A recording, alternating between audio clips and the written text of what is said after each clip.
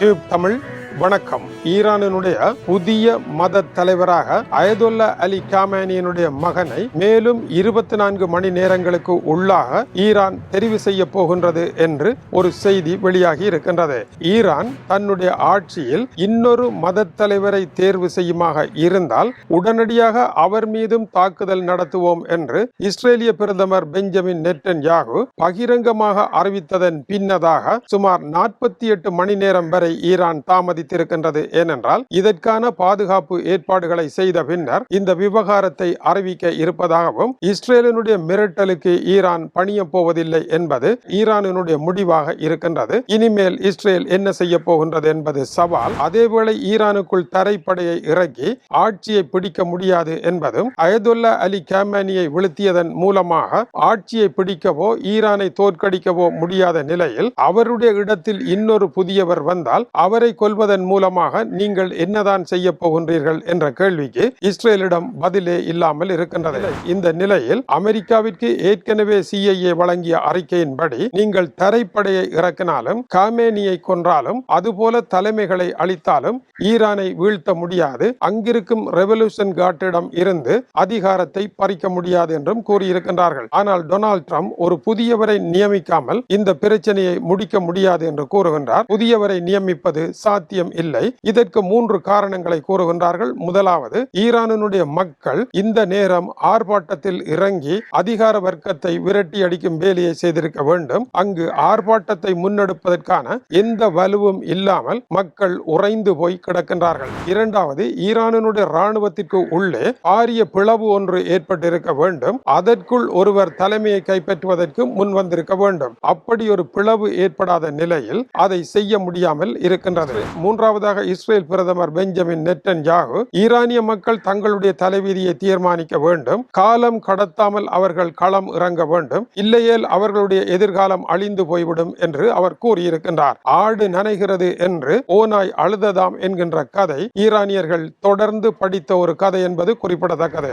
மேலும் ஈரானில் ஓர் ஆட்சி மாற்றம் வந்தாலும் அங்கு புதுமைகள் எதுவும் வராது. ஏனென்றால் ஈரானிய மக்களினுடைய வாழ்க்கை இதுதான். இப்படியான ஆட்சியில் தான் அவர்கள் வாழ பழகி இருக்கின்றார்கள். இதற்குள் புதிய ஒருவரை நிறுத்துவீர்களாக இருந்தால் அந்த புதியவருடைய பெயர் தான் மாறி இருக்கும். இதே போன்ற ஆட்சியை தான் அவர் நடத்துவார். ஏனென்றால் ஈரானிய மக்களுக்கு வேறு ஒரு ஜனநாயக ஆட்சி முறையில் பழக்கம் இல்லை என்பதனால் அவர்களை வேறு விதமாக ஆட்சி செய்ய முடியாது. ஆகவே இது தேவையற்ற ஒரு செயல் என்று கூறப்பட்டிருக்கின்றது. அமெரிக்க அதிபர் அங்கிருக்கும் மக்களை கடுமையாக விமர்சித்திருக்கின்றார். அயதுல்லா மோசபாரி புதிய தலைவராகி தன்னுடைய தந்தையினுடைய பாதையில் தொடரப் போகின்றார். ஈரானில் போர் நடைபெறப் போகின்றது. இந்த இடத்தில் ஒஸ்லோவில் இருக்கின்ற அமெரிக்க தூதராலயத்தின் மீது தாக்குதல் நடத்தப்பட்டிருக்கின்றது. தாக்குதல் சிறிய தாக்குதல் என்பதனால் பெரிய சேதங்கள் இல்லை. 700 மீட்டர் தொலைவிற்கு வழிகள் அடைக்கப்பட்டு பெருந்தொகையான போலீசார் இப்பொழுது குவிக்கப்பட்டிருக்கின்றார்கள். ஈரானினுடைய தாக்குதல்கள் ஐரோப்பிய நாடுகளில் தொடரலாம் என்கின்ற எச்சரிக்கை இருந்ததும் அதன் அடிப்படையில் இப்படி ஒன்று நடைபெற்றிருப்பதும் கவனிக்கத்தக்கது. இந்த நிலையில் லெபனானில் மோசமான தாக்குதல்கள் நடைபெறுகின்றன. பெய்ரூட்டில் இருக்கின்ற உல்லாச பயணிகள் ஹோட்டல் மீது நடத்தப்பட்ட தாக்குதலில் 3 பேர் மரணமடைந்திருக்கின்றார்கள். இதுபோல துபாயில் நடத்தப்பட்ட ஒரு தாக்குதலில் அந்த ஏவுகணை சுட்டு தாக்கப்பட்ட பொழுது அதிலிருந்து சிதறிய சிறிய குண்டொன்று வீதியில் காரில் வந்த ஒருவரில் பட்டு அவர் மரணமடைந்திருக்கின்றார். இஸ்ரேலிய பிரதமர் பெஞ்சமின் நெட்டன்யாகு சற்று முன்னர் ஈரானினுடைய வான்பரப்பு தமது கட்டுப்பாட்டில் எதிர்பாராத விதமாக வந்திருப்பதாக அறிவித்திருக்கின்றார். இதில் இருக்கின்ற உண்மையை சரியாக உறுதி செய்ய முடியவில்லை.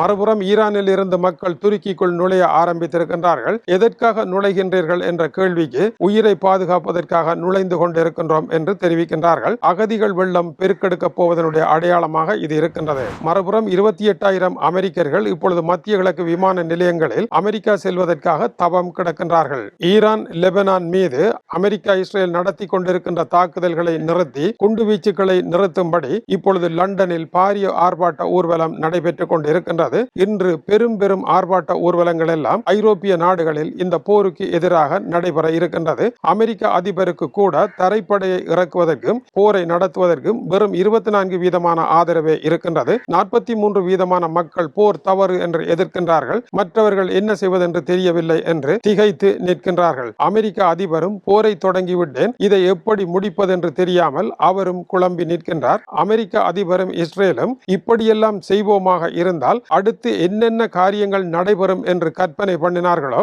அவர்கள் கற்பனை பண்ணிய எதுவும் நடைபெறாமல், மந்திரத்தால் மாங்காய் விழாமல் யதார்த்தத்தை சந்திக்க வேண்டிய அவலமான நிலைக்குள் அவர்கள் சிக்கப்பட்டு இருக்கின்றார்கள். இந்த நிலையில் போர் தொடர்ந்து கொண்டிருக்கின்றது. ஈரான் போரில் அடுத்து என்ன? தொடர்ந்து இணைந்திருங்கள். சூடான செய்திகள் வருகின்றன. இது டியூப் தமிழனுடைய உலக செய்திகளுக்காக இலங்கை வடபுலம் யாழ்ப்பாணத்திலிருந்து கீசே துறை. வணக்கம் உறவுகளே.